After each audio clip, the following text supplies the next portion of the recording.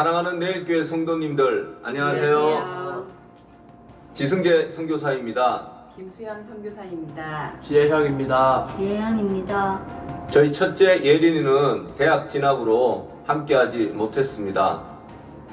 제가 20대 청년인 지난 1997년 시작한 선교는 이제 만 23년이 훌쩍 지나갔습니다. 선교하면서 결혼도 하고 이제 새 아이의 아빠가 되었습니다. 선교 사역도 주님의 인도하심을 따라 스리랑카 인도에서 제자 훈련, 교회 개척, 그리고 비즈니스 선교를 하였고 이제 태국에서 비즈니스 선교와 선교사를 섬기는 사역을 감당하고 있습니다. 비록 올해 파송을 받았지만 저는 마음으로부터 항상 모교회인 내일교회에 딱 붙어 있었습니다. 사랑하는 내일 성도님들, 부족한 저희 가족을 파송해 주셔서 감사합니다. 이제 더 성숙하고 지혜로운 선교사가 되어 하나님 나라를 확장하고 또 내일교회와 성도님들에게 부끄럽지 않은 선교사와 가족이 되겠습니다. 사랑합니다.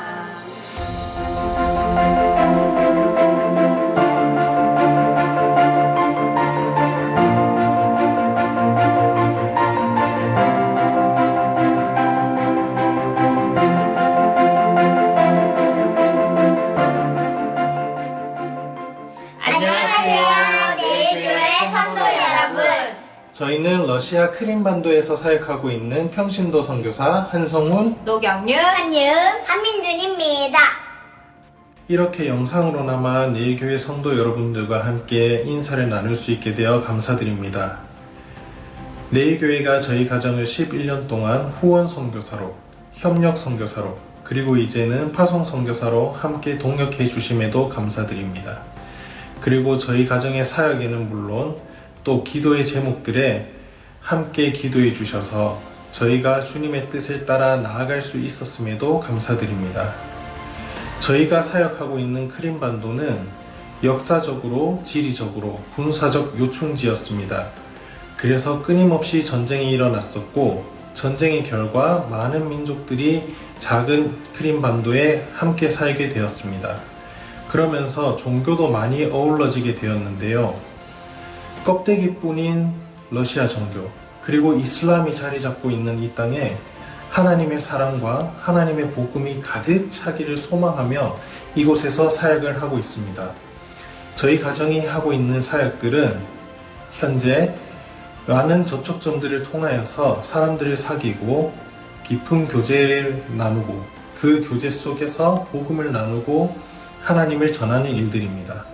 또한 노숙자 식료품 나눔 사역과 가정폭력으로부터 도망쳐 나온 여성들을 구제하는 여성센터를 함께 섬기며 크리스천의 모습을 보여주며 하나님의 복음을 나누고 있습니다. 저희가 꿈꾸고 있는 사역들은 의료사역과 교육사역입니다.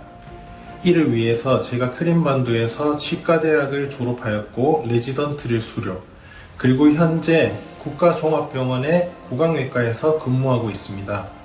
저희가 꿈꾸는 사역들은 궁극적으로 크리스찬 학교 그리고 크리스찬 병원을 설립하는 것입니다. 병원과 학교를 통하여서 사람들이 하나님을 알게 되고 하나님의 사랑을 받아들이게 되고 그리고 하나님의 구원에 이르게 되는 것들을 꿈꾸며 소망하고 있습니다.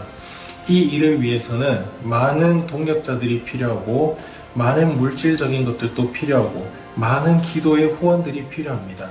내일교회 성도 여러분들께서 이 일에 함께 기도해 주시고 함께 동역해 주셔서 저희가 하나님의 그 비전을 이루어 나아가고 하나님의 그 비전 속에서 하나님의 나라를 크림 땅에 세울 수 있도록 함께 도와주시면 감사드리겠습니다. 내일교회 성도 여러분, 감사합니다.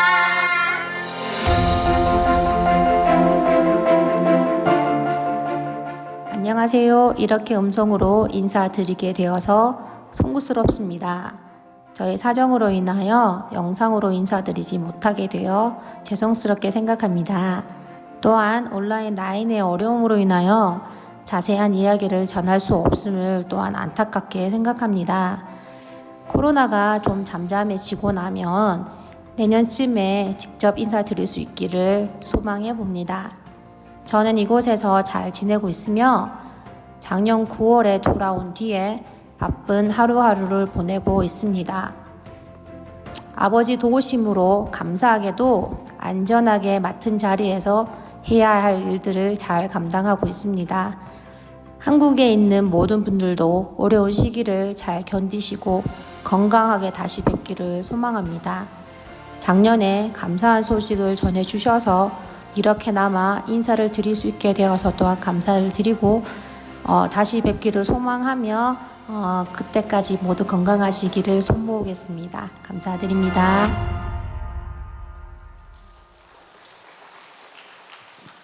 할렐루야. 우리 이 시간 자리에서 일어나셔서 우리 예배의 주인 되시는 주님 앞에 우리가 함께 마음을 다해서 찬양하며 나아갔으면 좋겠습니다.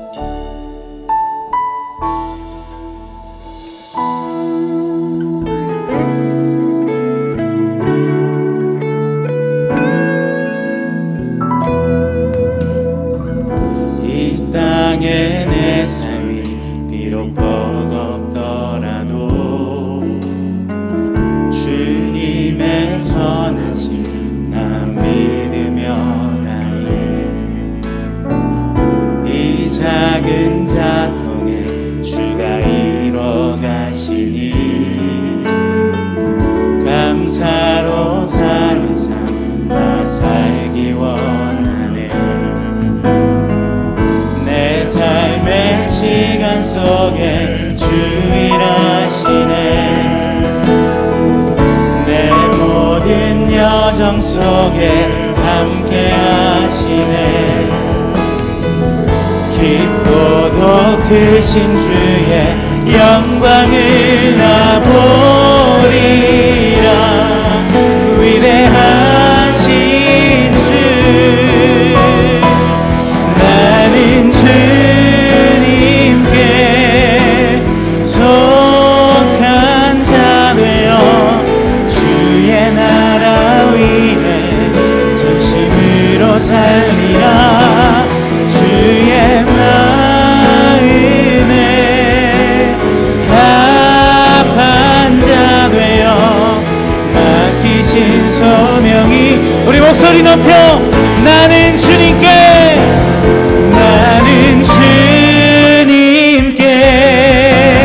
속한 자 되어 주의 나라 위에 전심으로 살리라.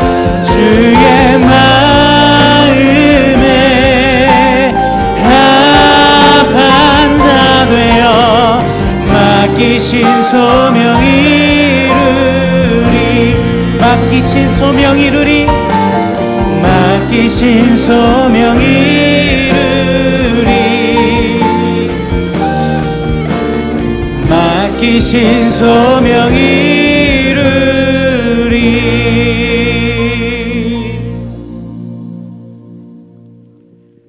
하나님은 영이시니 예배하는 자가 영과 진리로 예배할지니라.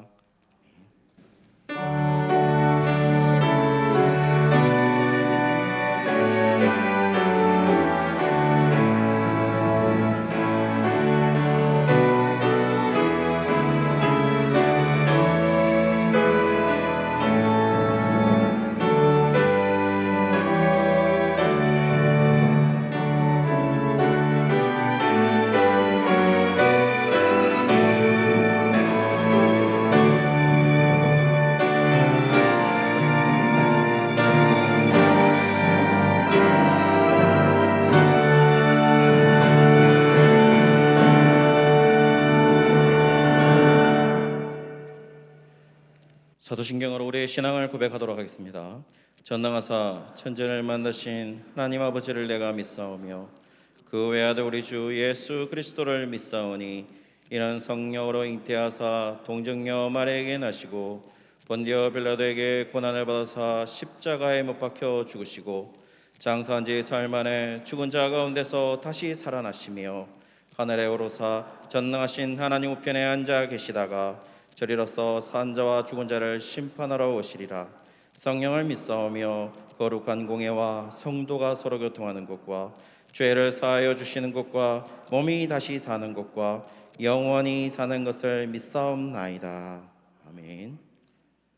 성시 교독하겠습니다. 교독문 63번입니다. 시편 145편의 말씀입니다. 왕이신 나의 하나님이여, 내가 주를 높이고 영원히 주의 이름을 송축하리이다. 내가 날마다 주를 송축하며 영원히 주의 이름을 송축하리이다. 여호와는 위대하시니 크게 찬양할 것이라. 그의 위대하심을 측량하지 못하리로다. 대대로 주께서 행하시는 일을 크게 찬양하며 주의 능한 일을 선포하리로다. 주의 존귀하고 영광스러운 위엄과 주의 기이한 일들을 나는 작은 소리로 읊조리리이다. 사람들은 주의 두려운 일에 권능을 말할 것이요 나도 주의 위대하심을 선포하리이다. 여호와께서는 모든 것을 선대하시며 그 지으신 모든 것에 긍휼을 베푸시는도다. 은혜로우시며 긍휼이 많으시며 노하기를 더디하시며 인자하심이 크시도다. 여호와께서는 모든 것을 선대하시며 그 지으신 모든 것에 긍휼을 베푸시는도다. 여호와여, 주께서 지으신 모든 것들이 주께 감사하며 주의 성도들이 주를 송축하리이다. 아멘. 자리에 앉으시겠습니다. 찬송가 210장 1절 3절 부르신 후에 이성식 장님 나오셔서 기도하시겠습니다.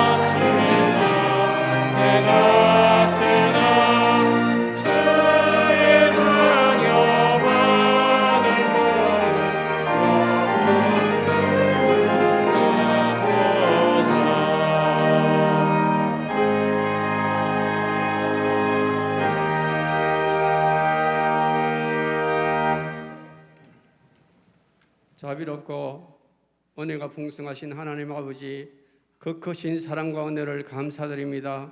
오늘도 사랑하는 주님 자녀들 예배의 자리로 불러주시니 참으로 감사를 드립니다. 예배를 통하여 하나님의 은혜를 사모하는 모든 성도들에게 성령의 충만함을 허락하여 주시어서 살아계신 하나님을 만나며 주의 음성 듣는 귀한 시간 되게 도와주시옵소서. 오늘은 특별히 교회 설립 45주년 기념 감사 예배로 주님 앞에 드리게 하시니 더욱 감사를 드립니다. 하나님의 계획하심에 따라 45년 전 몸된 주님의 교회를 설립케 하시고 지금 오늘에 이르기까지 내일 교회가 세워지게 하시는 데는 많은 성도들의 눈물의 기도와 헌신과 최선을 다한 땀방울로 이루어져 왔사오니 아버지 하나님께서 앞으로도 더욱 든든히 아름다운 교회로 세워주시기를 소망합니다. 아버지 하나님, 오늘 우리 사랑하는 성도들에게 찾아와 주셔서 어루만져 주시고 위로하여 주셔서 우리 성도들 가슴 깊은 곳에 뜨거움이 있게 하시고 감동이 있어서 주님, 내가 주님을 사랑하노라고 고백하며 감사하는 귀한 시간 되게 도와주시옵소서. 우리 목사님 단에 세워주심을 감사합니다. 날마다 영육을 강건케 하시고 새 힘과 새 능력 부어주시옵소서. 오늘 또 말씀 선포하실 때 능력의 말씀, 권세의 말씀이 선포되어지게 하시고 듣는 우리 성도들의 마음은 활짝 열고 귀문도 열리고 눈이 떠져서 신령한 말씀을 듣고 신령한 것을 보게 하시어서 우리의 영이 새로워지고 하나님의 복음의 능력이 폭포수같이 임하는 놀라운 은혜의 시간 되게 도와주시옵소서. 하나님 아버지, 이 나라의 민족을 다시 한번 기억하시고 긍휼을 베풀어 주시옵소서. 코로나19로 인하여 모든 것이 침체되어 있는 이때 하나님의 특별한 방법으로 치유하시고 회복시켜 주시기를 원합니다. 하나님 아버지, 오늘 또 다시 한번 주님 앞에 간절히 소망하옵기는 대구 땅에 성령의 불을 다시 한번 붙여 주시어서 한국의 예루살렘이란 그 명성을 되찾을 수 있도록 은혜를 더하여 주시기를 원합니다. 내일 교회 사랑하는 성도들 그 일들을 감당하여 하기 위하여 더욱 뜨겁게 간절히 기도할 수 있도록 기도의 영을 부어 주시옵소서. 오늘 또 사랑하는 성도들 세상의 무거운 짐을 가지고 주님 앞에 나왔습니다. 예배를 통하여 믿음으로 해결받게 하시고 우리 성도들 각자가 하나님 앞에 날마다 기적을 일으키는 주인공들이 다 될 수 있도록 은혜를 베풀어 주시옵소서. 오늘 또 예배를 도우는 곳곳에서 봉사하는 그 손길들, 입술들 주님께서 축복하시고 필요한 귀한 은혜를 더하여 주시옵소서. 예수 그리스도의 이름으로 기도드리옵나이다. 아멘.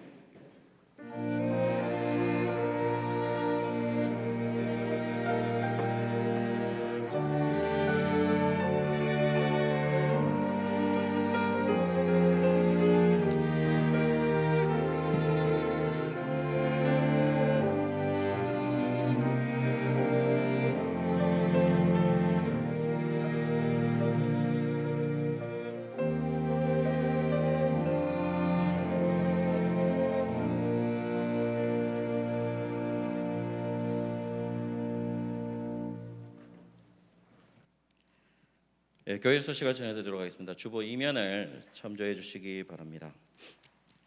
오늘 교회 설립 45주년 오늘 감사주일입니다. 저희들이 지금 감사 예배를 드리고 있습니다. 우리 다 함께 45년 동안 지켜주신 하나님께 영광의 박수를 올리고 시작하도록 하겠습니다.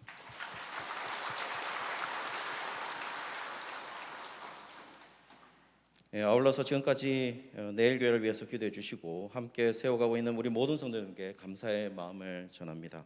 주보 사면에 보시면 1976년도부터 처음 지어졌던 교회가 이렇게 소개되어지고 있습니다. 그리고 처음 시작할 때 선교원도 시작했는데 그 선교원 1기 졸업생이 지금 저 밖에 부목사님으로 한 분 계십니다. 그래서 역사 속에서 하나님의 역사하심을 감사하며 오늘 또 지켜주신 하나님께 오늘 영광을 돌릴 수 있는 그런 날이 되었으면 좋겠습니다. 주일 예배 방역 지침이 있습니다. 잘 보시고 지켜주시기 바랍니다. 사부 예배 후에 대예배실에서 정기 당회가 있습니다. 예배 전에 보신 우리 영상을 보신 것처럼 2021년 평신도 파송 선교사 소개가 나와 있습니다. 이 소개 영상은 내일교회 유튜브 채널에서 다시 확인할 수 있습니다. 온라인 헌금과 행정 안내가 주보 8면에 있습니다. QR코드를 찍으시면 참조하실 수가 있습니다. 주중 광고입니다. 지난주부터 화요일 날 우리가 내일 만나 3분 묵상이라고 해서 주일 말씀을 다시 새길 수 있는 3분 영상이 있습니다. 내일교회 유튜브 채널에서 확인하실 수 있습니다. 내일 기도학교 오기 종강이 29일 토요일에 있습니다. 결혼하는 가정이 있습니다. 축하해 주시기 바랍니다. 담임 목사님께서 남서울교회 중보 기도자 세미나로 26일 수요일 날 갔다 오십니다. 담임 목사님을 위해서도 많이 기도해 주시기 바랍니다. 이외 참고는 주보 우리 참고해 주셔서 다른 광고들도 참고해 주시기 바랍니다.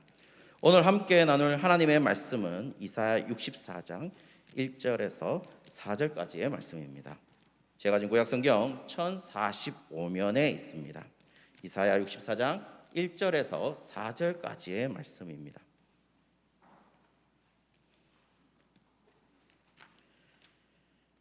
제가 읽도록 하겠습니다. 원하건대 주는 하늘을 가르고 강림하시고 주 앞에서 산들이 진동하기를 불이 섭을 사르며 불이 물을 끓임갑게 하사 주의 원수들이 주의 이름을 알게 하시며 이방 나라들로 주 앞에서 떨게 하옵소서.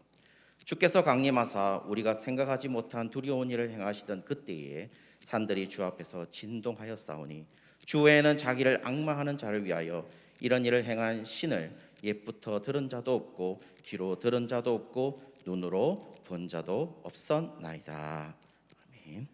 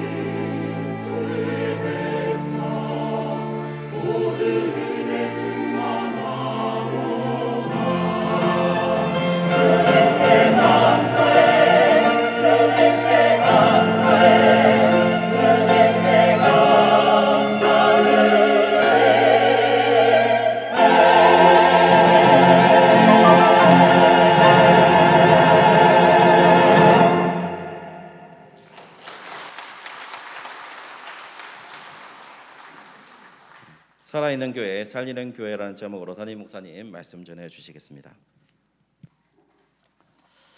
할렐루야. 예, 우리 앞뒤자로 한번 보시고 사랑합니다, 축복합니다 한번 인사 나누겠습니다. 예. 예, 오늘 이제 내일 교회 교회 설립 45주년 저희들이 감사 예배를 드리고 있습니다. 이제 주보 사면과 오면에 이제 내일 교회 우리가 1976년도 작은 그 건물 하나를 이렇게 한 부분을 이제 임대해서 이제 시작을 했습니다. 이제 45년 동안 참 이제 45년이 이제 지난 후에는 지금의 이런 모습으로 참 성장할 수가 있게 됐습니다.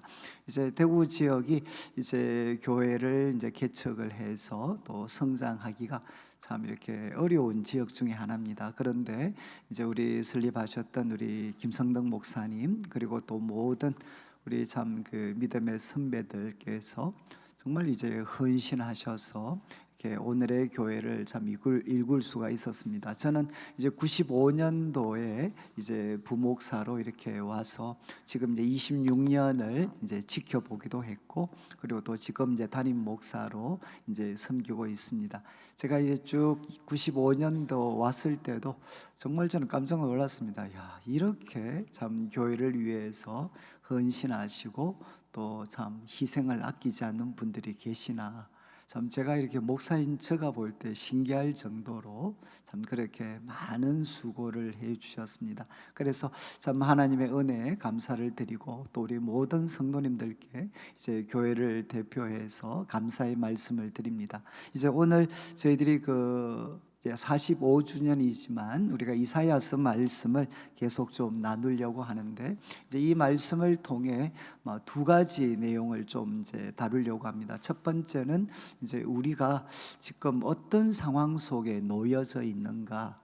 이제 45주년을 맞이했는데, 제가 이제 왔을 때 95년, 또 교회가 개척되어졌을 때 76년에 비해서 이제 지금 우리가 서 있는 2021년은 정말 엄청난 그 변화가 있습니다. 그래서 이제 우리가 지금 서 있는 지금 이 시대의 이제 영적인 상황은 좀 어떤가 하는 것을 좀 생각을 하고, 그 다음에 이제 두 번째로 이런 상황 가운데에서 이제 우리 내일교회는 참 어떤 모습이 되어야 되나 하는 것들을 좀 이렇게 말씀을 드리려고 합니다. 이제 이 이사야 65 오늘 64장 말씀을 나누게 되는데, 저는 이제 보통 그 신학자들이 이런 이야기를 합니다. 이제 성경을 우리가 볼 때 처음에는 우리가 성경을 공부하면서 하나님 말씀의 뜻이 무엇인가 이제 우리가 해석을 합니다. 우리가 이 말씀은 이런 뜻인 것 같다. 또 원어를 분석하기도 하고 당시 시대 상황들을 우리가 묘사도 이제 다시 공부도 하면서 처음에는 우리가 해석을 합니다. 우리가 해석을.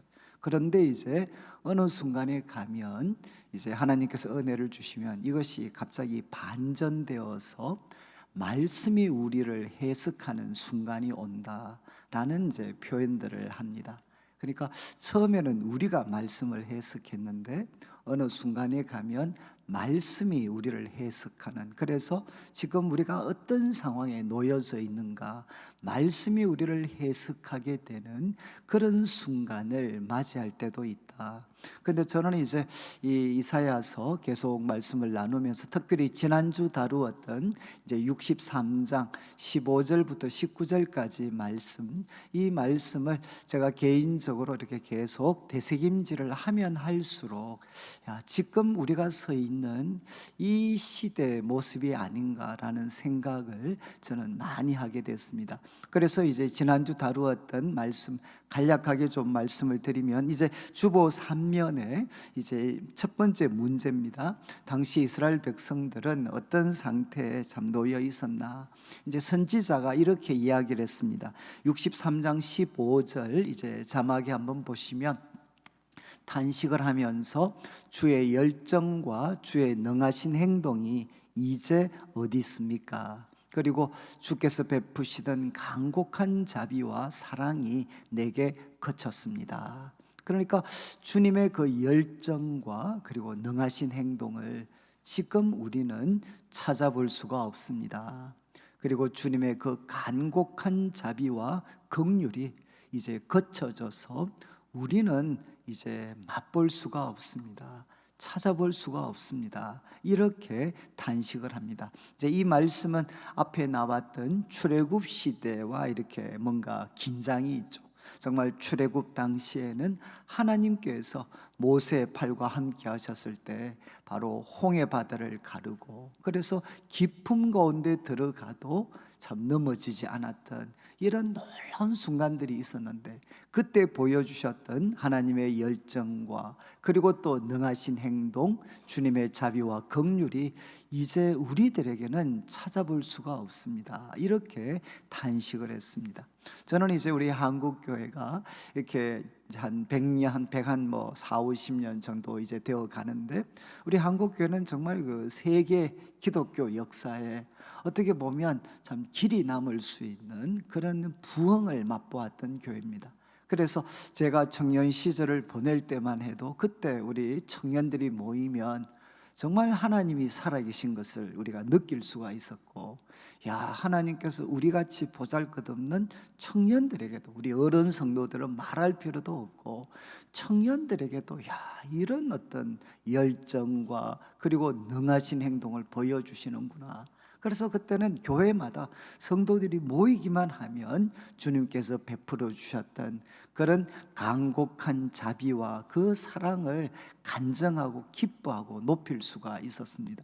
그런데 이제 2021년 지금 우리가 서 있는 시점에서는 여러분, 여전히 이제 많은 교회들이 있고 많은 성도들이 있고 기도하고 있지만, 그러나 분명하게 느낄 수 있는 것은 주님의 그 열정과 능하신 행동, 주님의 간곡한 자비와 그리고 그 긍휼이, 사랑이 지금은 그렇게 과거처럼 생생하게 느껴지지 않는다는 겁니다.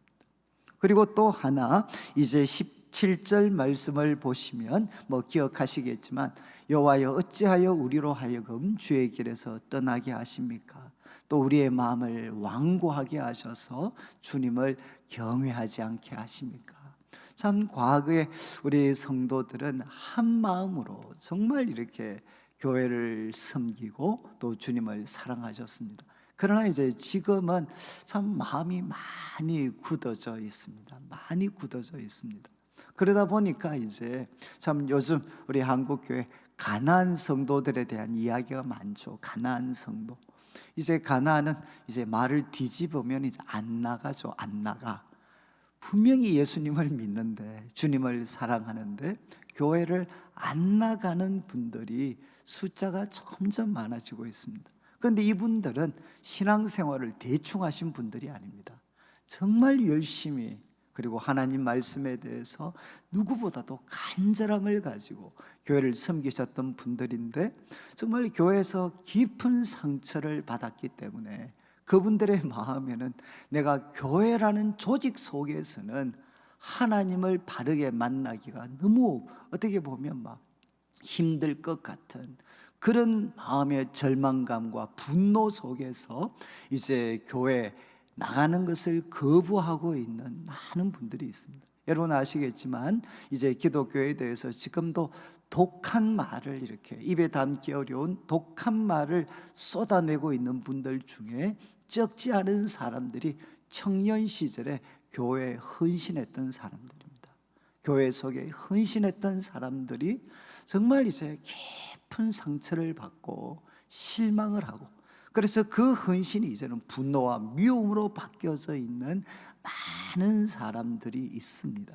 그런 뜻에서 참 이제 점점 성도들이 주의 길을 떠나고 마음이 완고해지고, 그리고 이제 18절에 나와 있는 것처럼 주의 거룩한 백성이 땅을 차지한 지 오래지 아니하여서 우리의 원수가 주의 성소를 유린했다. 그러니까 바벨론 백성들이, 바벨론 사람들이 주의 성소를 짓밟고 불태워버리는, 그런데 성소는 이스라엘 백성들의 삶의 중심입니다.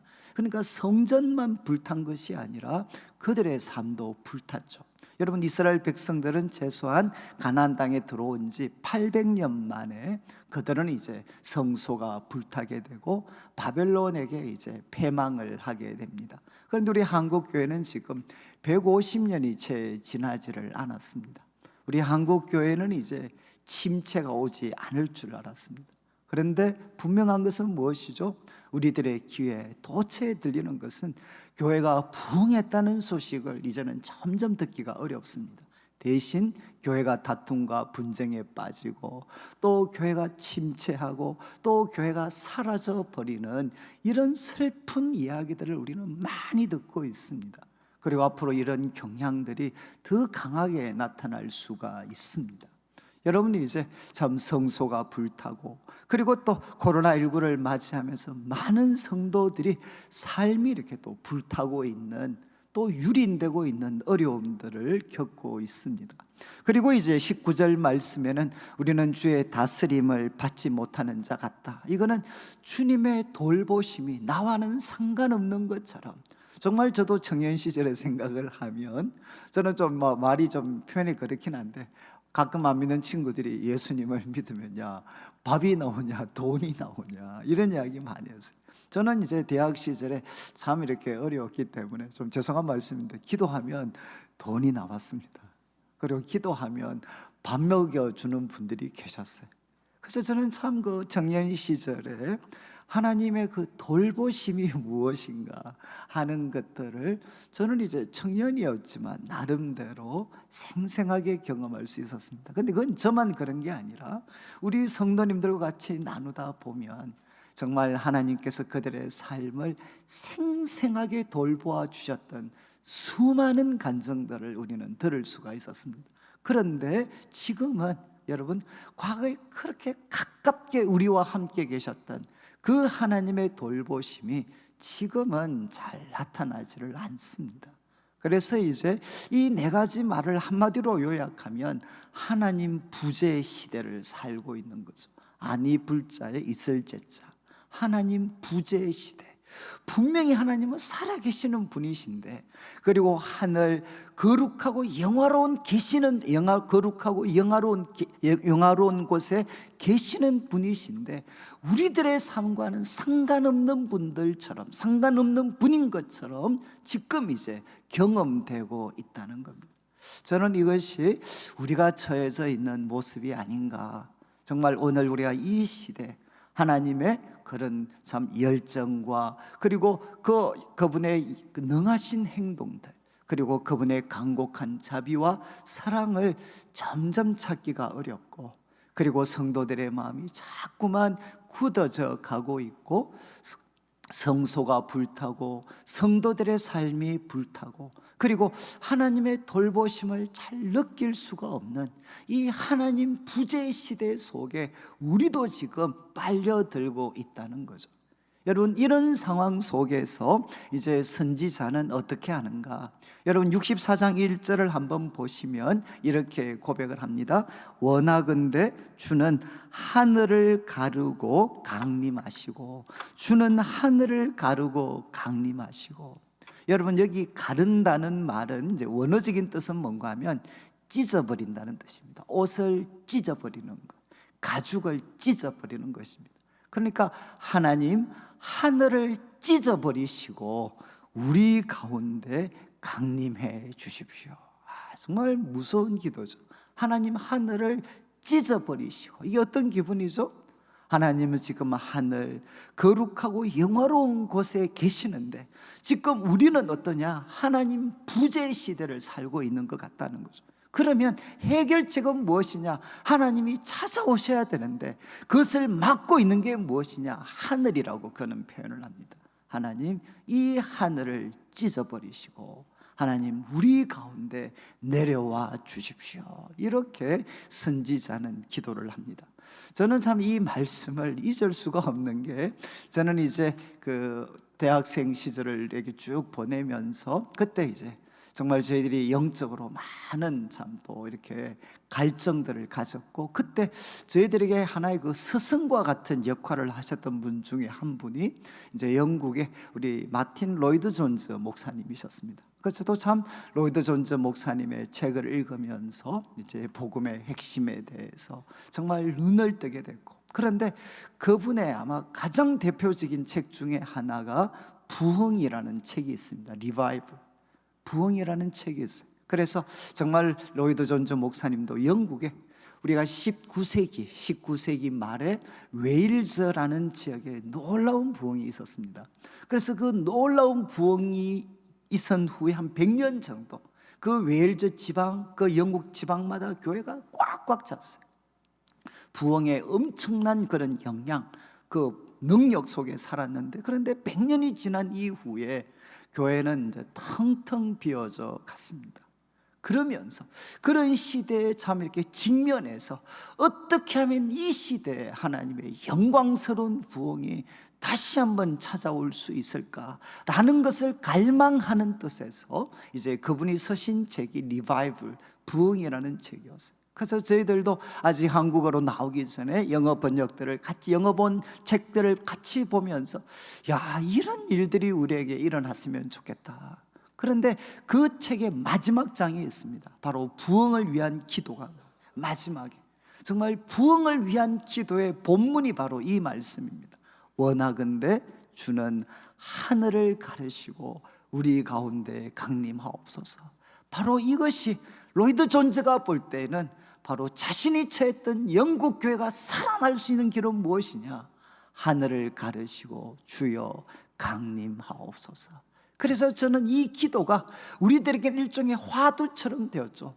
아무리 한국 사회가 절망적이라 할지라도, 한국 교회가 절망적이라 할지라도 우리의 살 길은 무엇이냐? 원하건대 주는 하늘을 찢으시고 우리 가운데 임하여 주십시오.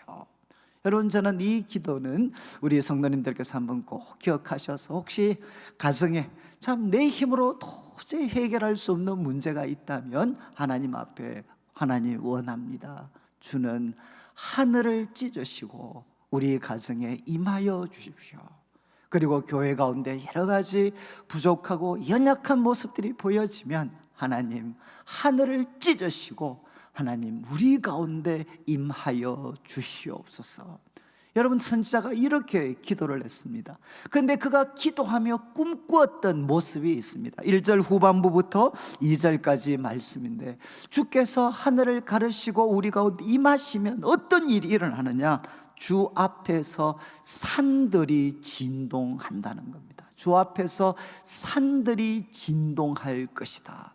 여러분, 여기 산들은 2절 마지막에 보면 이방 나라들로 주 앞에서 떨게 하옵소서. 여기 이방 나라들로 주 앞에서 떨게 하옵소서. 여기 뜬다라는 표현이 진동하게 하소서와 똑같은 단어입니다.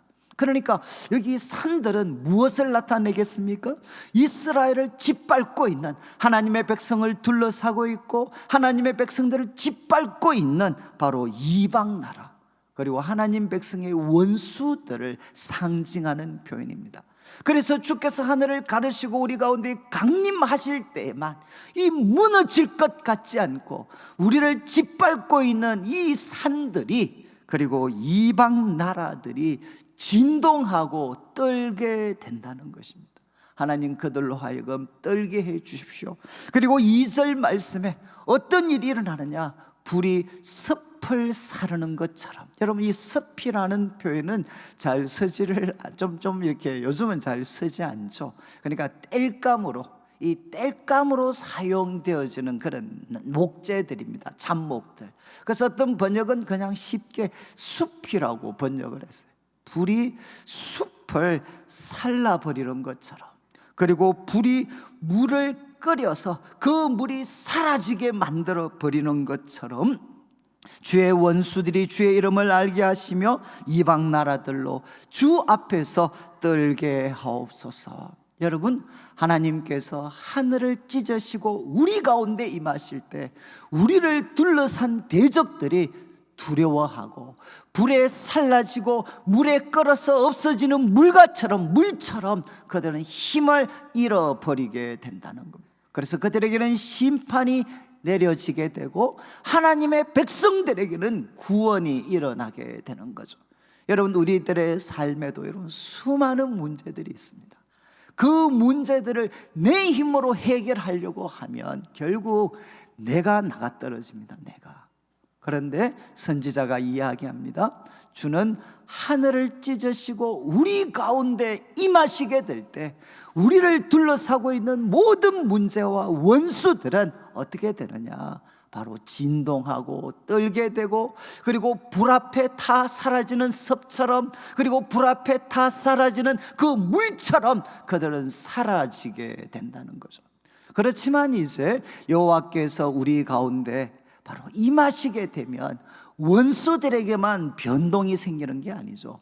누구에게 또 변화가 생기느냐? 하나님의 백성들에게, 짓밟히고 있는 하나님의 백성들에게도 놀라운 변화가 일어납니다. 그런데 이 장면은 이제 에스겔 선지자의 글에 조금 더 생생하게 묘사가 되는데, 우리 자막에 에스겔 37장 9절과 10절 말씀이 나옵니다. 이것은 일부분인데 1절부터는 하나님께서 에스겔 선지자, 이제 이스라엘이, 예루살렘이 바벨론에게 완전히 멸망을 당했습니다. 그 소식을 들었던 선지자에게 하나님이 다시 한번 놀라운 미래에 대한 소망을 주시는 말씀인데, 여기 1절에는 뭐가 나오느냐? 하나님께서 에스겔을 한 골짜기로 인도하시고 그 골짜기는 마른 뼈들이 가득해 있었습니다. 생명이라고는 찾아볼 수 없는 마른 뼈들이 가득 차 있었습니다. 그리고 하나님께서 질문을 하십니다. 인자야, 이 뼈들이 살겠느냐? 인자야, 이 뼈들이 살겠느냐? 그때 이제 선지자가 주님께서 하십니다. 그럴 때 하나님께서 선지자에게 명령을 하시죠. 이 마른 뼈들에게 명령해라. 마른 뼈들에게 대언해라. 그렇게 하나님이 말씀을 선포하게 하셨을 때 그 마른 뼈들이 갑자기 일어나서 사람의 형체로 연합되어집니다. 그런데 사람의 모습을 갖추었는데 그 속에 무엇을 발견할 수 없었느냐? 생기가 없었습니다. 이제는 모양은 갖추었는데, 이제 9절 10절이 마지막의 말씀입니다. 하나님께서 이제 선지자에게 생기를 향해 대언해라. 이제 생기를 향해 사방에서 와서 이 죽임을 당한 자들에게 들어가라. 그들을 살아나게 해라. 그래서 10절 말씀을 보십시오.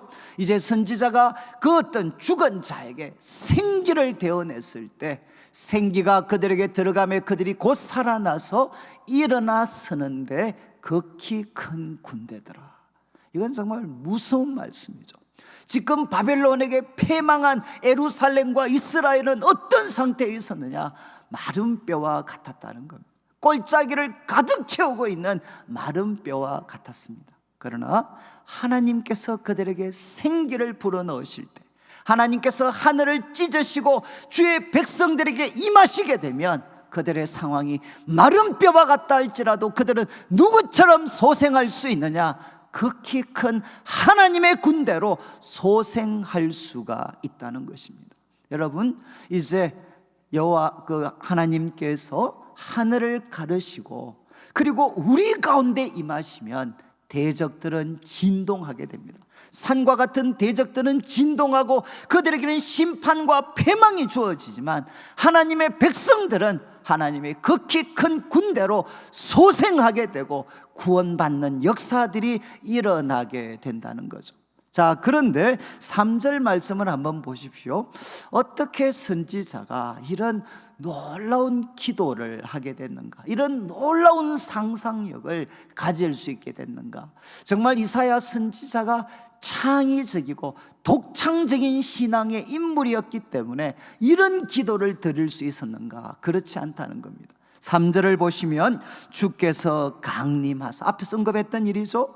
주께서 강림하사. 원래 3절 시작은 왜냐하면으로 시작합니다. 왜냐하면 선지자가 이런 기도를 드렸는데 왜냐하면 주께서 강림하셨다는 거죠. 과거에 주님께서 강림하셨던 적이 있습니다. 그리고 우리가 생각하지 못한 두려운 일을 행하시던 그때가 있었다는 거죠.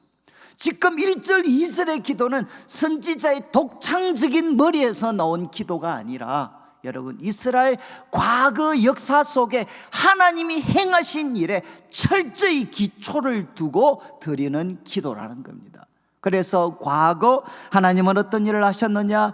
강림하셔서 우리가 생각하지 못한 두려운 일을 행하시던 그때 어떤 일이 일어났느냐? 산들이 주 앞에서 진동하는 일이 이스라엘의 지난 역사 가운데 선명하게 일어났었다는 겁니다. 바로 과거에 하셨던 그 일을 하나님, 우리가 서 있는 이 시대에 행하여 주십시오. 이게 선지자의 기도라는 거죠. 그리고 여러분, 그 사건, 과거에 행하셨던 그 하나님의 놀라운 사건을 선지자가 기억하고 묵상하고 마음에 되새기고 하나님 앞에 기도할 때 4절 말씀 이런 고백을 합니다. 주 외에는 자기를 앙망하는 자를 위하여. 여러분, 앙망이라는 것은 대부분 영어 번역은 기다리는 겁니다. 기다리는 것. 그런데 무엇을 가지고? 소망을 가지고 기다리는 것. 여러분, 모든 소망을 하나님께 고정시키고 하나님을 기다리는 것이 앙망하는 겁니다. 주를 자기를 앙망하는 자를 위하여 이런 일을 행한 신을 옛부터 들은 자도 없고 귀로 들은 자도 없고 눈으로 본 자도 없었나이다. 여러분, 말씀을 묵상하다 보니까 그 입에서 어떤 고백이 나왔느냐? 옛부터 지금까지 자기를 앙망하는 자를 위해서 이런 놀라운 일을 하셨던 분은 내가 듣지도 못했고 보지도 못했습니다. 하나님이 하셨던 이 놀라운 일은 내가 듣지도 못했고 보지도 못했습니다. 말을 바꾸면 하나님 한 분만이 바로 이 놀라운 일을 하실 수 있는 분이십니다. 여러분, 3절과 4절을 통해 우리가 기억하셔야 되는 것은 선지자 이 놀라운 기도, 이 놀라운 환상은 어디에서 흘러나왔느냐? 우리식으로 표현하면 바로 성경을 통해서 흘러나왔다는 것. 자신의 독창적인 머리에서 나온 것이 아니라 성경을 통해서 이 놀라운 환상이, 기도의 제목이 그 영혼 속에 솟아났다는 거죠. 그러면 도대체 이제 지금 1절 2절에서 선지자가 이야기하는 이 기도, 이거는 도대체 과거 어느 사건을 뿌리에 두고 있는 건가? 여러분, 자막을 한번 보시면 출애굽기 19장 18절, 이것은 모든 성도들이 동의하는 겁니다. 바로 이 사건은 무엇을 언급하는 거냐? 출애굽기 19장을 보면 이스라엘 백성들이 출애굽을 했습니다. 출애굽을 하고 광야를 거쳐서 첫 번째 목적지는 시내산입니다. 시내산, 하나님이 모세를 부르셨던 호렙산, 시내산, 거기가 1차 목적지입니다. 그 목적지에 도달을 해서 이제 무엇을 하느냐? 하나님은 자기 백성들에게 10계명을 주시고, 그리고 그 10계명을 기초로 해서 이스라엘 백성들과 언약을 맺습니다. 이제 소위 시내산 언약을 맺습니다. 그리고 그들에게 율법을 주시고, 그리고 그곳에서 하나님이 함께 하시는 표로 성막을 그들이 짓게 됩니다. 이제 1차 목적지가 바로 시내산이었어요. 그런데 그 시내산에 바로 하나님이 임하셨다는 것입니다. 그래서 19장 18절 이렇게 묘사하죠. 시내산에 연기가 자욱했는데 여호와께서 불 가운데에서 거기 강림하셨다. 여호와께서 불 가운데서 거기 강림하셨다. 그래서 연기가 떠오르고, 그 다음 마지막 표현 보십시오. 온 산이 크게 진동했다. 이게 출애굽기의 기록입니다. 하나님 여호와께서 바로 불 가운데 강림하셨을 때 온 산이 크게 진동했다. 그래서 지금 선지자가 드린 기도는 바로 이 말씀을 기초로 하고 있는 것이죠. 그리고 이어지는 24장 17절을 보시면 이제 하나님과 언약을 맺으신 후에 산 위에 여호와의 영광이 이스라엘 자손의 눈에는 무엇처럼 보였습니까? 맹렬한 불과 같이 보였습니다.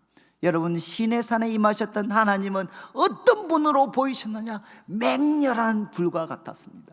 2절에 표현되신 불이죠, 불. 바로 그분이 임하셨을 때 불과 같은 모습으로 임하셨습니다. 그리고 세월이 지나서 이제 40년 세월이 지나고 이스라엘 백성 출애굽 2세대가 이제 가나안에 들어가게 됩니다. 가나안을 눈앞에 둔, 가나안 입성을 눈앞에 둔 이 출애굽 2세대에게 이제 모세가 말씀을 전하는데 그 말씀의 내용이 신명기입니다. 그런데 신명기 4장에 이제 우리 자막에 11절 말씀이 나옵니다. 이제 과거 이스라엘의 지난 광야 시간을 이제 모세가 백성들에게 회고하면서 이 시내산 사건을 기억합니다. 너희가 가까이 나와서 산 아래 그때 섰던 조상들입니다. 그 산에 불이 붙어 불길이 충천하고 어둠과 구름과 흑암이 덮었다. 바로 그곳에 불이, 그곳에 불이 이제 그 불길이 충천했다라고 기록을 합니다. 그리고 이어지는 32절 33절 말씀을 보시면 이 교훈을 마무리하면서 모세가 이렇게 질문합니다. 내가 있기 전 하나님이 사람을 세상에 창조하신 날부터 지금까지 지나간 날을 상고해 보라. 하늘 이 끝부터 저 끝까지 이런 큰 일이 있었느냐? 이런 일을 본 사람이 있느냐? 이런 일을 보고 들은 사람이 있느냐? 33절 내용입니다. 어떤 국민이 불 가운데서 말씀하시는 하나님의 음성을 듣고, 시내산 장면이죠. 불 가운데서 말씀하신, 불 가운데 임하셨고 불 가운데서 말씀하시는 하나님의 음성을 너희들처럼 듣고 생존한 사람이 누가 있느냐? 여러분, 하나님께서는 과거 시내산 가운데 강림하셨습니다. 그리고 그 가운데 불과 같은 모습으로 임하셨고, 그리고 그때 산들은 진동했습니다. 이사야 선지자는 바로 말씀을 통해 이 장면, 이 사건을 생생하게 기억했을 때 바로 그에게 어떤 기도가 터져 나오게 되었느냐? 과거 강림하셔서 자기 백성들과 함께 하셨던 하나님, 산들을 진동하게 하셨던 하나님, 우리가 살고 있는 이 시대 가운데도 이 놀라운 일이 일어나게 해 주십시오. 여러분, 제가 두 번째 드리려고 하는 강조점은 바로 이겁니다. 여러분, 45주년을 맞이했는데 첫 번째는 우리가 기도해야 되죠. 하나님 부재 시대로 우리도 접어들고 있는데 우리가 꿈꾸고 기도해야 될 내용은 무엇인가? 그것은 하나님 바로 하늘을 찢으시고 우리 가운데 임하십시오. 이것이 심판과 소생의 길입니다. 그리고 두 번째, 우리가 이런 기도를 하나님 앞에 간절하게 드리려면 우리는 어떤 사람이 되어야 되느냐? 말씀의 사람이 되어야 됩니다. 그 체계의 사람. 여러분, 종교개혁 시대에 이제 우리 개신교들을 불렀던 하나의 표현입니다. 저들은 누구냐? 그 체계의 사람들. 그 책은 바로 성경이죠. 그 체계의 사람들. 저는 우리 성도님들께서 참 이렇게 말씀에 대한 갈증과 또 관심을 갖고 계시지만, 여러분, 이 말씀 속에 다시 한번 자신을 온전히 헌신해서 말씀의 사람들이 될 때 우리 개인이, 때로는 우리 공동체가, 그리고 교회가, 우리가 서 있는 이 시대가 어떤 상황이라 할지라도 여러분, 하나님의 말씀이 우리에게 임하게 되면 거기에 살 길이 주어지게 됩니다. 여러분, 선지자는 말씀을 통해서 꿈을 가지게 됐습니다. 하나님, 우리 가운데 과거 시내산에 임하셨던 하나님, 우리 가운데 임해 주십시오. 그리고 세 번째 제가 다루려고 하는 것은, 여러분, 선지자의 간절한 기도는 사실은 이미 응답이 되었습니다. 이 말씀을 여러분들이 염두에 두시고 이제 누가복음 3장 21절 22절 말씀을 한번 보시죠. 이제 아까 선지자는 기도했습니다. 원하건대 주는 하늘을 찢으시고 우리 가운데 임하십시오. 그런데 3장 21절, 백성이 다 세례를 받고 예수도 세례를 받고, 그리고 이제 기도하실 때 어떤 일이 일어났습니까? 하늘이 열리게 됩니다. 여러분, 예수님께서 이제 공생애를 시작하시면서 그의 십자가를 통해 세상을 구원하시는 그 첫걸음을 떼시는 그 세례를 받으실 때 어떤 일이 일어났나? 바로 하늘이 열리게 됩니다. 그리고 22절을 보시죠. 성령이 비둘기 같은 형체로 그의 위에 강림하시게 됩니다. 바로 선지자가 구했던 일이 바로 일어났죠. 하늘이 열리고, 그리고 성령께서, 하나님의 영이 비둘기 같은 모습으로 예수님에게 임하셨습니다. 이 장면을 통해 우리가, 성경이 우리에게 생생히 보여주는 게 무엇이죠? 하늘은 누구를 통해서 열리게 되느냐? 예수님을 통해서 열리게 됩니다. 그런데 여러분, 이 장면이 이제 누가복음을 마치면서 누가복음 24장 49절, 이제 예수님께서 십자가에 죽으셨고 부활하셨습니다. 그리고 하늘에 오르시면서 제자들에게 명령하신 말씀이 무엇이냐? 볼지어다 내가 내 아버지께서 약속하신 것을 너희에게 보낼 텐데, 그 다음 표현, 너희는 위로부터 능력으로 입혀질 때까지 이 성에 머물러라. 위로부터, 이것은 바로 하늘이죠.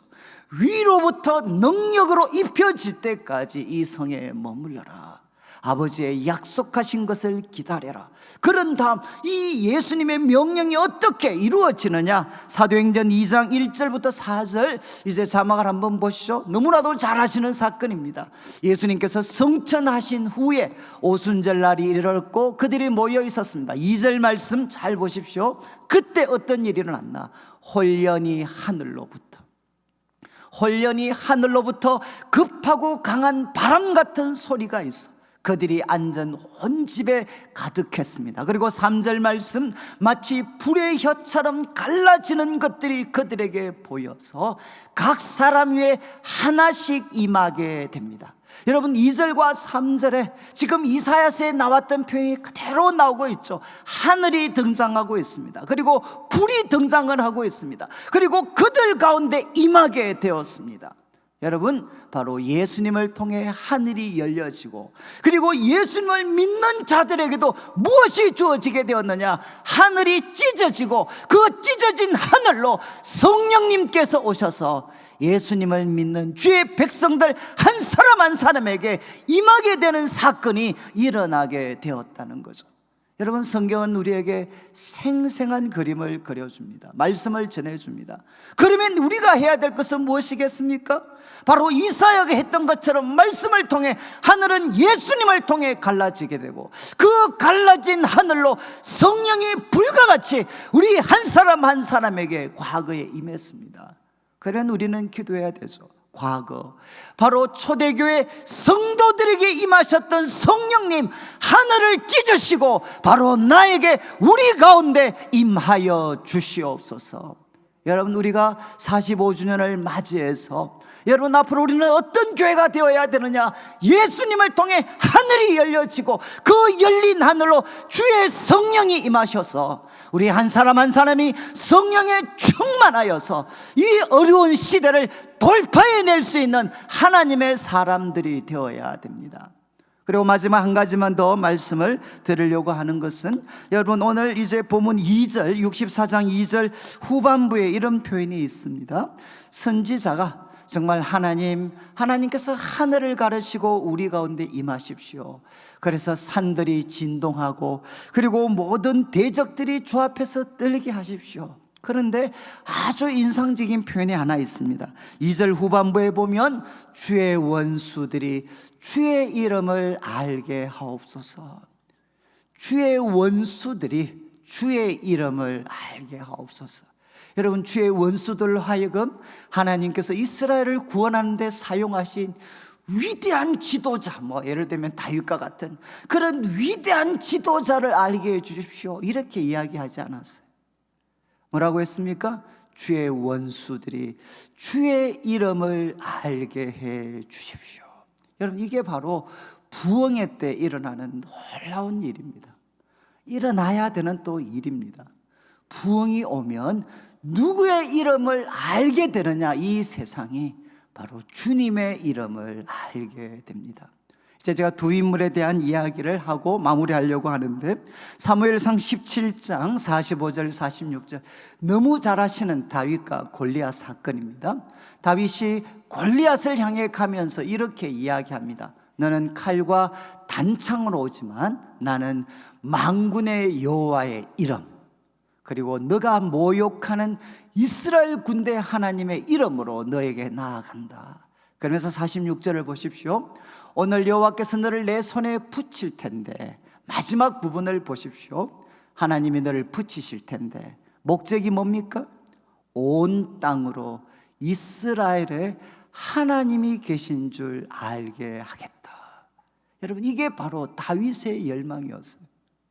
정말 내가 골리앗을 죽여서 위대한 그런 어떤 스타로 이스라엘 역사에 등장하는 게 목적이 아니라 뭡니까? 바로 온 땅으로 하여금 이스라엘에는 하나님이 계신 줄 알게 하겠다. 온 땅으로 하여금 하나님을 알게 하는 것이, 그리고 주의 이름을 알게 하는 것이 바로 그 삶의 목적이었습니다. 그리고 여러분, 엘리야, 정말 갈멜산에서 그 발과 아세라 선지자와 싸워서 하늘에서 불이 떨어지게 만들었던 엘리야. 이제 자막에 열왕기상 18장 37절 말씀이 나옵니다. 이게 이제 불이 떨어지게 해달라고 엘리야가 기도하는 내용입니다.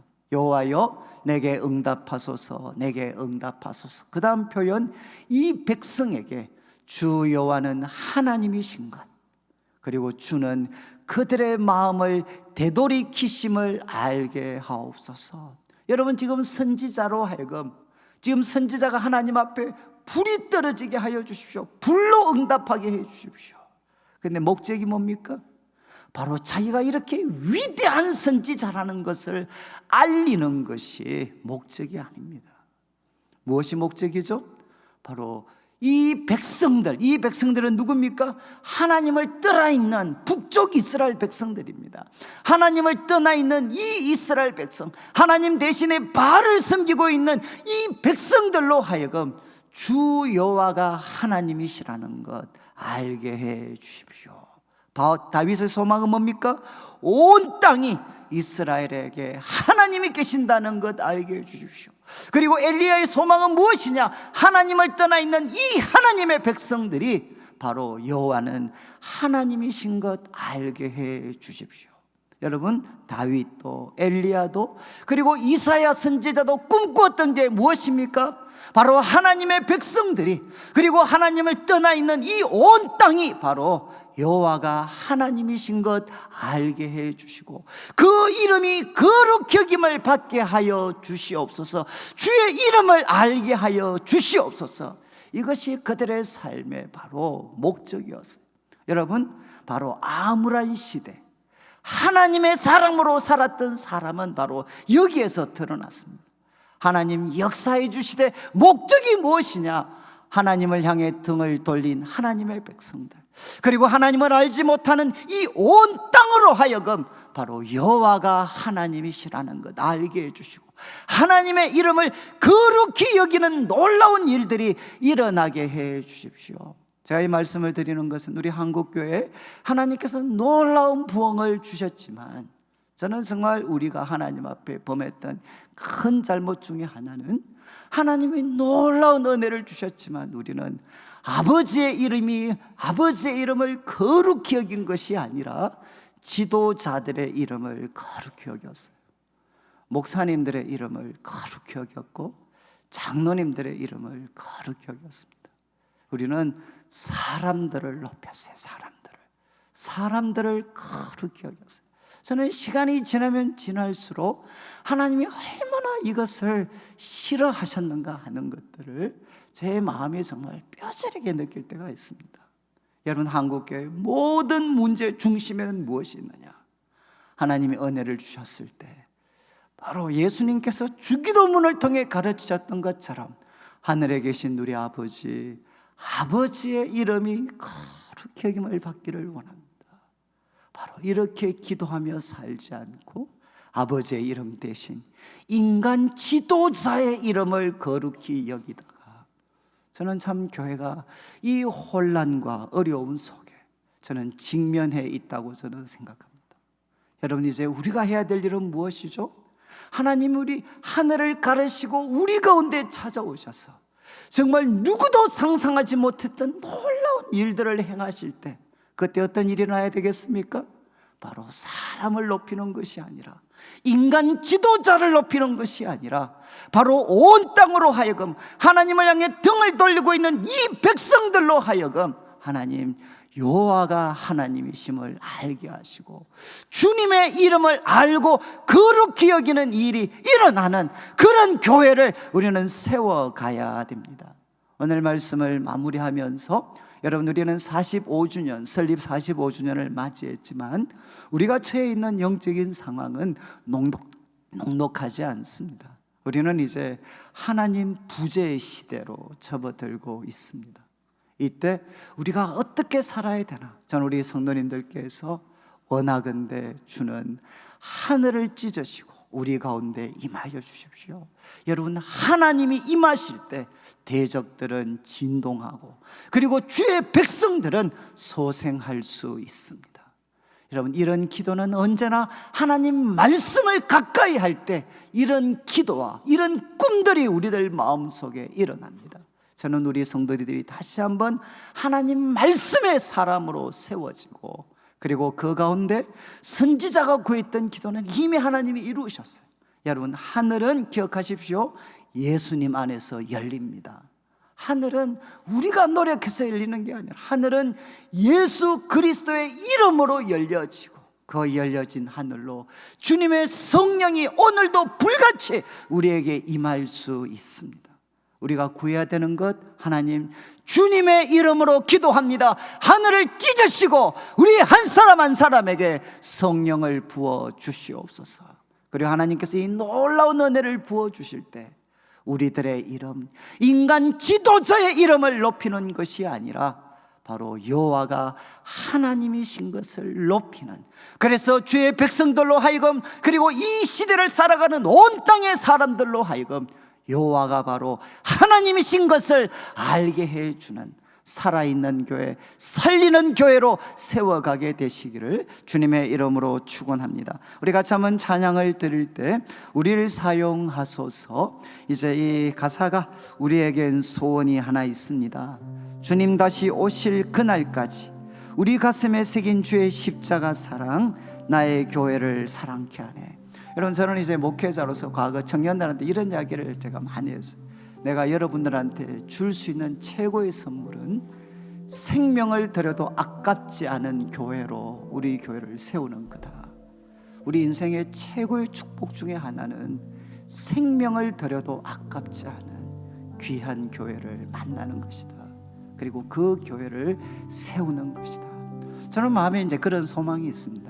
저는 우리 성도님들이 천국 갔을 때, 하나님 만났을 때, 하나님, 제가 제일 감사한 것 중에 하나가 예수님을 만났지만 하나님, 제가 내일 교회에서 바로 주님을 알고 또 주님의 뜻대로 살 수 있게 된 거, 하나님, 제 평생에 가장 귀한 감사의 제목입니다. 만약 이렇게 고백할 수 있는 교회를 우리가 세울 수 있다 그러면 얼마나 우리가 아름답고 영광스러운 삶이 되겠습니까? 우리 같이 한번, 우리 내일 교회를 부족한 게 많지만 생명을 들여도, 우리 다음 세대 후손들도 생명을 들여도 아깝지 않는 거룩하고 영광스러운 교회로 하나님께서 세워주시기를 소망하는 마음으로 함께 찬양 드리겠습니다.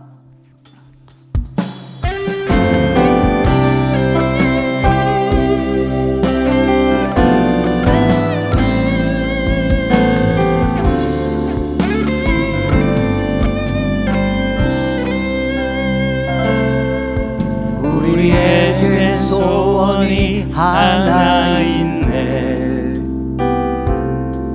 주님 다시 오실 그날까지 우리 가슴에 새긴 주의 십자가 사랑, 나의 교회를 사랑케 하네. 주의 교회를 향한 우리 마음, 희생과 포기와 가난과 고난, 나불며 죽음조차 우리를 막을 수 없네. 우리 교회는 이 땅의 희망, 교회를 교회 되게, 예배 되게 우리 사용하소서. 진정한 부흥의 날 오늘 임하도록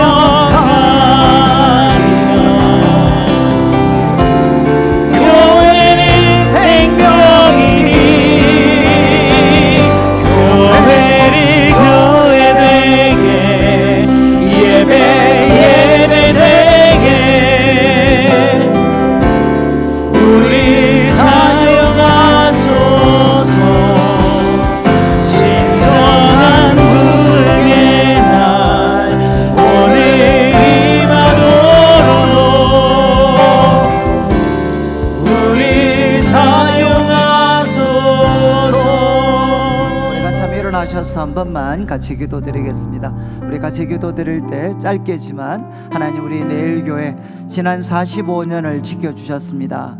하나님, 우리가 영적인 침체의 시대, 하나님 부재의 시대로 접어들고 있지만 하나님, 하늘을 가르시고 하늘을 찢으시고 우리에게 임하여 주옵소서. 하늘은 예수 그리스도 안에서 찢어집니다. 하나님, 바로 이 시간 우리들을 주의 영으로 충만하게 하여 주시고 이 시대 하나님의 이름이 거룩히 여김을 받으시고 주의 나라가 임하시고 주의 뜻을 이루는데 쓰임받는 교회가 되게 하여 주시옵소서. 우리 합심해서 함께 한번 기도드리겠습니다. 하나님 아버지, 하나님 아버지, 하나님 아버지, 감사합니다. 아버지, 아버지, 아버지, 아버지,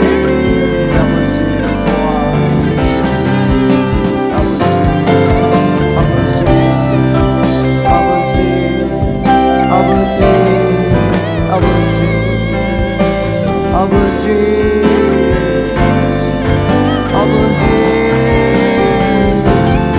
아버지, 아버지, 아버지, 아버지, 아버지, 주여 도와주시옵소서. 주여 도와주시옵소서. 주여 함께하여 주시옵소서. 아버지,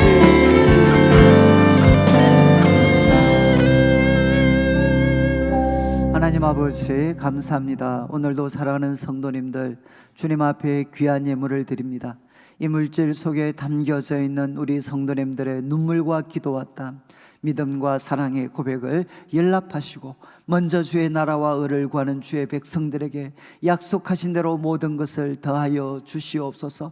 하나님, 교회 설립 45주년 감사 예배를 드립니다. 하나님, 주의 몸된 교회를 위하여 우리의 가진 모든 것으로 헌신하며 희생하셨던 우리 성도님들 주님께서 기억하여 주시고 그 수고와 섬김이 하늘에서 해같이 빛나게 하여 주시고 우리들의 후손들도 아브라함, 이삭, 야곱의 후손들처럼 하나님께 영광이 되고 세상을 복되게 하는 후손들로 세워주시고 이제 연로하신 분들도 많습니다. 주님께서 영육간의 강건함을 더딥혀 주시옵소서. 하나님, 다음 세대인 우리들도 하나님 아버지여 그들의 믿음과 헌신과 사랑을 기억하며 우리도 같은 마음으로 주님의 몸된 교회를 섬기되 하나님, 우리가 하나님 부재 시대에 접어들고 있습니다. 하늘을 가르시고 우리 가운데 임하여 주시옵소서. 예수님 안에서 하늘이 열려짐을 믿습니다.